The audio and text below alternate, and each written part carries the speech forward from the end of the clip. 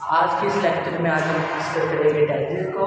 बेटा जी, टेंसेस हमारे इंग्लिश बोलने में, इंग्लिश सीखने में, इंग्लिश लिखने में, इंग्लिश को रिप्रेजेंट करने में, इंग्लिश स्पीकिंग के अंदर बहुत ही अहम किरदार अदा जो करते हैं वो टेंसेस है।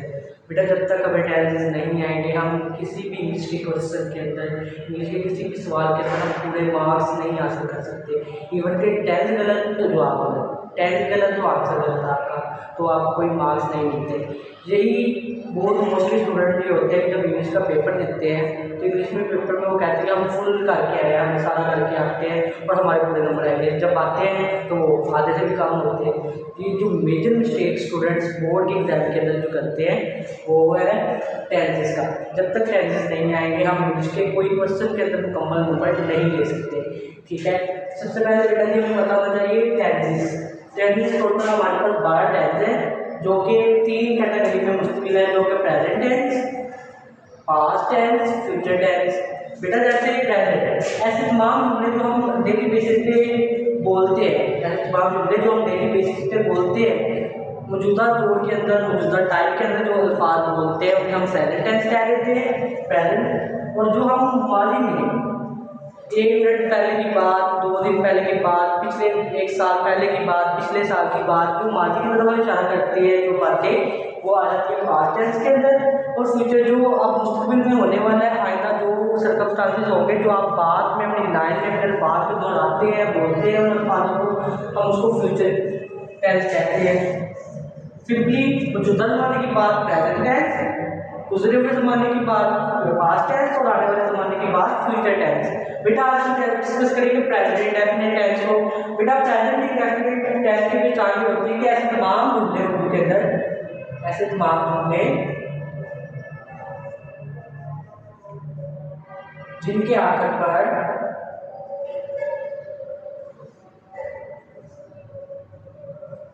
ता है, ती है, ते है, जैसे फादार है, इन्हें हम प्रेजेंट इंडेफिनिट कहते हैं। Present indefinite.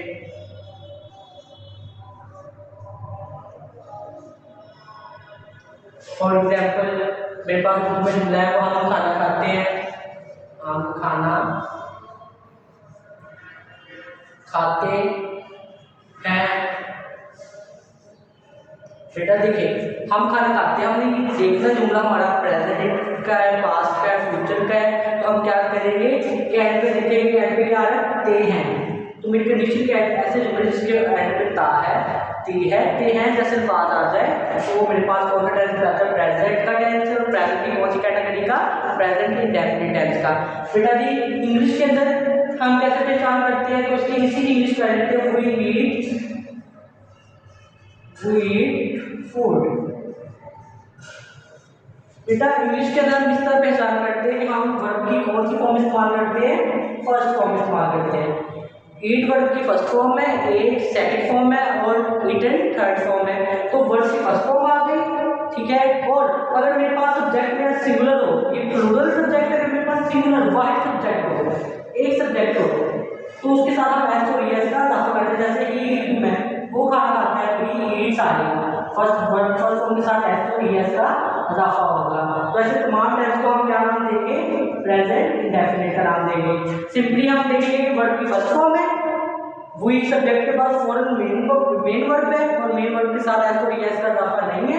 ऐसे टेंस को हम कौन सा नाम देते हैं, प्रेजेंट इंडेफिनिट का नाम देते हैं। और अगर मेरा सब्जेक्ट सिंगुलर हो, वर्ब की फर्स्ट फॉर्म के साथ एस और एस का इजाफा कर दिया जाए, ठीक है, तो मेरे पास जो टेंस है वो क्या कहलाएगा, प्रेजेंट इंडेफिनिट टेंस कहलाएगा। सिंपली जुमले लिख लेते हैं हम। वो स्कूल जाता है, वो स्कूल जाता है, हम दौड़ते हैं,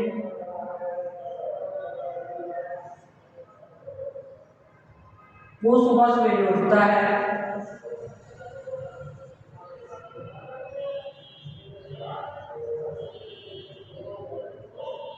बेटा ये मैंने 3 जुमले लिखे हैं, इनकी पहचान देखिए क्या आ रहा है, ता है, ते है, ता है। तो ये मेरे प्रेजेंट इंडेफिनिट की पहचान क्या है, ता है, ती है, ते है, आप इसी वजह से मैंने इसको क्या कंसीडर कर लिया, ये है प्रेजेंट इंडेफिनिट टेंस। अब इसकी इंग्लिश कैसे करेंगे बेटा जी?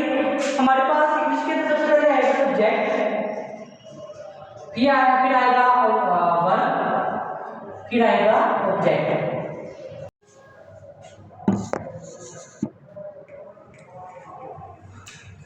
फिर आएगा ऑब्जेक्ट। बेटा देखिए सबसे पहले सब्जेक्ट देख लेते हैं, मेरे पास सब्जेक्ट क्या है, सबसे पहले ये वाला जुमला देख लेते हैं। सब्जेक्ट आ गया, वर्ब आ गया और ऑब्जेक्ट आ गया। अब देखिए बेटा जी यहाँ पे सब्जेक्ट मेरे पास वो है, वो की यूज करेंगे ही।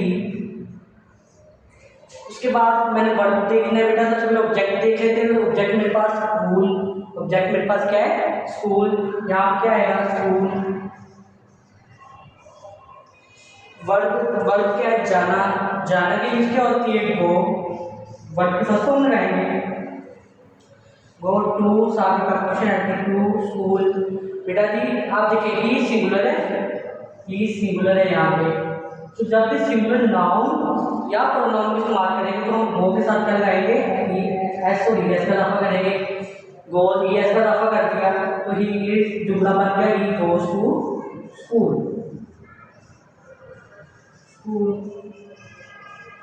सिंपली अगर यहाँ पे आया था हम स्कूल जाते हैं, यहाँ पे हम कर देते हैं, हम स्कूल जाते हैं, तो ये कन्वर्ट हो जाएगा वी। अब ज़्यादा है तो हम यस को खत्म कर देंगे, to school, we go to school. इसी तरह हम दौड़ते हैं, हम दौड़ने की इंग्लिश क्या है, हम आएगा वी। अच्छा बेटा यहाँ पे मेरे पास ऑब्जेक्ट नहीं है तो यहाँ पे सिंपली क्या आएगा, रन। अगर यहाँ पे मैं बोल रहा हूँ तो यहाँ पे आएगा ही रन्स।